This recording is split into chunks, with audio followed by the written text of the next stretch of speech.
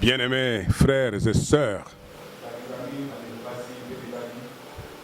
nous sommes aujourd'hui dans la joie parce que nous allons inaugurer notre chaîne YouTube avec la prédication de la parole. C'est une prédication qui tombe dans des circonstances que vous connaissez, où tout est bloqué. Les hommes sont confinés à la maison, les voitures sont confinées à la maison, les habits sont confinés à la maison, même l'argent que nous avons est confiné à la maison. C'est des moments particulièrement difficiles. Mais nous avons l'espérance dans le Seigneur, parce que le Seigneur nous délivre de toute détresse. Nous allons considérer la parole. Nous allons partir du chapitre 34 de Psaume. Psaume chapitre 34, au verset 5. Je vais lire. J'ai cherché l'Éternel et il m'a répondu. Il m'a délivré de toutes mes frayeurs, de toutes les peurs, de toutes les frayeurs, dit la parole. Alors quand on tourne devant lui, quand on tourne vers lui les regards, on est rayonnant de joie et les visages ne se couvrent pas de honte. Quand les malheureux crient, l'Éternel entend et il les sauve de toutes ses détresses. Le verset 8 sur lequel je vais m'appesantir, il dit ceci: l'ange de l'Éternel campe autour de ceux qui les craignent et il les arrache du danger. L'ange de l'Éternel campe autour de ceux qui les craignent et il les arrache du danger. Nous allons voir avec vous. Qui craint l'Éternel? Qui vraiment craint l'Éternel? Aujourd'hui qu'il y a le coronavirus, qu'est-ce qu'on peut dire qu'il craint l'Éternel? Prenons Ésaïe 50. Nous allons voir celui qui craint l'Éternel.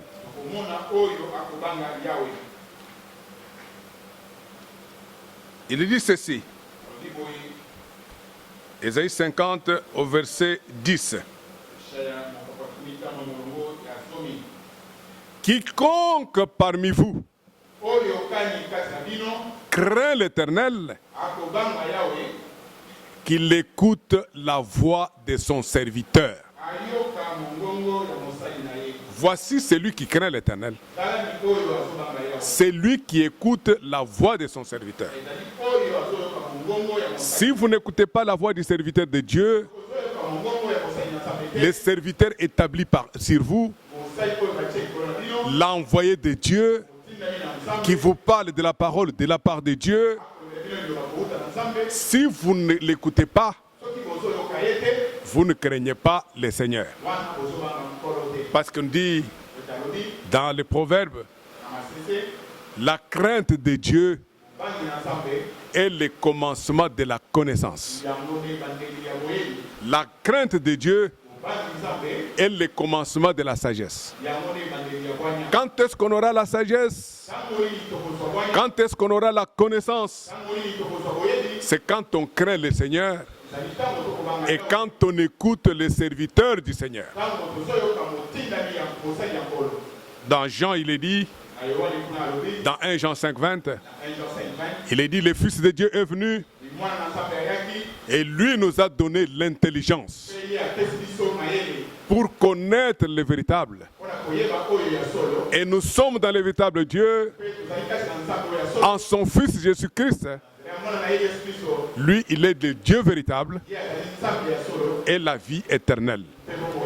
Et le véritable, c'est qui? C'est Jésus-Christ. C'est lui qui est le Dieu véritable et la vie éternelle. Donc ici il dit, quiconque parmi vous craint l'Éternel, qu'il écoute la voix de son serviteur. Nous pouvons voir la même pensée dans Psaume 25. Psaume 25 au verset 12. Psaume 25 au verset 12. Il dit, quel est l'homme qui craint l'Éternel? Quel est l'homme qui craint l'Éternel? L'Éternel lui montre la voie qu'il doit choisir. Montre-moi tes voies et je marcherai derrière toi, a dit Moïse dans Exode 33. Montre-moi tes voies et je marcherai avec toi. Et le Seigneur lui a dit, moi-même, je marcherai avec toi. Ça ne sera pas un homme, mais ça sera moi-même. Ainsi, quand il dit, montre-moi tes voies, c'est-à-dire, montre-moi l'homme que tu utilises aujourd'hui. Montre-moi le serviteur aujourd'hui que je dois écouter. Ainsi, j'ai la crainte de l'Éternel. C'est ce qu'il dit ici. Montre-moi, l'Éternel lui montre la voie qu'il doit choisir, c'est-à-dire la voie qu'il doit suivre, c'est-à-dire l'envoyé de Dieu qui doit marcher avec lui pour l'enseigner, pour le conduire. Il dit, son âme reposera dans le repos. Son âme reposera dans le bonheur et sa postérité possédera les pays. Nous revenons à Psaume 34. Sa postérité possédera les pays. Là, vous comprenez très bien que celui qui craint l'Éternel, c'est son élu. Ce sont les vainqueurs qui craignent l'Éternel. Un appelé ne peut pas craindre l'Éternel parce qu'un appelé, lui, il ne se donne pas à écouter les serviteurs de Dieu. Mais les élus, ils craignent le Seigneur parce qu'ils écoutent son serviteur.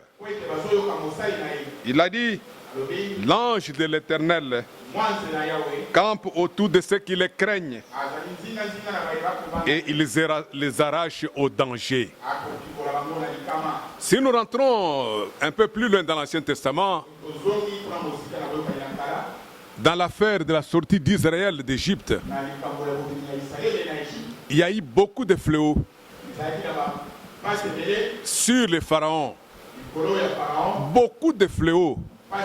Moïse a produit beaucoup de fléaux avant la sortie d'Égypte. C'est Dieu qui produisait ces choses pour que Pharaon puisse marcher et qu'il libère les enfants d'Israël. Mais Pharaon s'est endurci. À chaque fois, le Pharaon s'est endurci.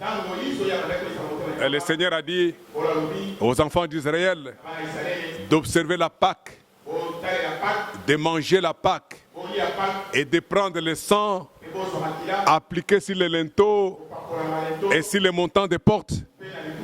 Ainsi, quand l'ange destructeur passera, quand il voit le sang, il passera par-dessus. Il ne vous attaquerait pas. Mais les maisons des Égyptiens qui n'avaient pas le sang appliqué, l'ange de l'Éternel, quand il est passé, il a tué tous les premiers-nés d'Égypte. Même les premiers-nés de Pharaon. Même les premiers-nés de boucs. Même les premiers-nés de chèvres. Tous ont été tués en une nuit. C'est ce qui a décidé Pharaon à faire partir les enfants d'Israël. Mais actualisons aujourd'hui. Parce que la parole, il faut toujours actualiser. Actualisons dans notre temps. Dans notre temps ici, quand il y a le coronavirus, qu'est-ce que appliquer le sang? Qu'est-ce que mettre le sang sur les linteaux? Et où se trouve le linteau sur lequel on doit mettre le sang? Pour que l'ange passe, que le destructeur passe et qu'il nous laisse tranquilles. Nous devons appliquer le sang sur la porte du cœur, sur le linteau du cœur, sur les poteaux du cœur. Et le sang que nous devons appliquer aujourd'hui, c'est la parole de la promesse de notre temps. Cette parole, quand nous la croyons, d'abord nous naissons de nouveau. Quand nous croyons, nous avons droit à toutes les promesses de Dieu. Quand nous la croyons, nous avons la véritable foi. La foi qui vient de ce qu'on entend de la parole de la promesse. Nous n'avons pas la foi plastique. Nous n'avons pas la foi par acceptation qui se trouve dans les groupes de prière, qui se trouve dans les dénominations, qui se trouve dans les assemblées messagistes. La foi par acceptation. Ils ont accepté ce que Jésus a fait par la croix. Ils ont accepté que Jésus est leur sauveur. Et c'est ainsi que cette foi par acceptation, Dieu agrée. Mais la foi véritable que Dieu demande, c'est la foi qui est une révélation. La foi qui est une ferme assurance des choses qu'on espère. La parole de la promesse. Alors cette parole-là, appliquée sur le linteau du cœur, sur le linteau de notre cœur, alors ça fait que l'ange destructeur, quand il viendra, il passera par-dessus bord. Et nous serons protégés. Alors c'est ce qu'il dit ici dans Psaume 91. Il dit ceci, tu ne craindras, Psaume 91 au verset 5. Tu ne craindras ni les terreurs dans la nuit, ni la flèche qui vole dès le jour, ni la peste qui marche dans les ténèbres, ni la contagion qui frappe en plein midi. Que 1000 tombent à ton côté, que 10 000 tombent à ta droite, toi tu ne seras pas atteint. Mais tes yeux, de tes yeux, tu regarderas seulement et tu verras la rétribution des méchants. Parce que les méchants, ce sont ceux qui vont tomber. Toi, tu seras protégé. Pourquoi tu seras protégé? Parce que tu as appliqué le sang sur le linteau du cœur. Le linteau du cœur, le sang qu'on doit appliquer aujourd'hui, c'est la parole de la promesse de ce temps. Cette parole qui nous donne la nouvelle naissance.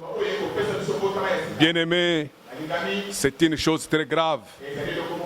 Beaucoup de gens prient. Les gens des groupes de prière prient. Les gens des messagistes prient. Ils demandent au Seigneur d'intervenir. Mais nous sommes dans le calme. Nous sommes dans le repos. Parce que nous savons que nous avons le sang sur le linteau. L'ange destructeur, le destructeur, quand il viendra, il nous trouvera, nous, dans la parole de la promesse. Lui. Parce que Dieu veille sur nous, le Seigneur veille sur nous, sa parole de la promesse est à nous, et il veille sur nous pour nous délivrer. Et pour terminer, je vais prendre 2 Samuel 24.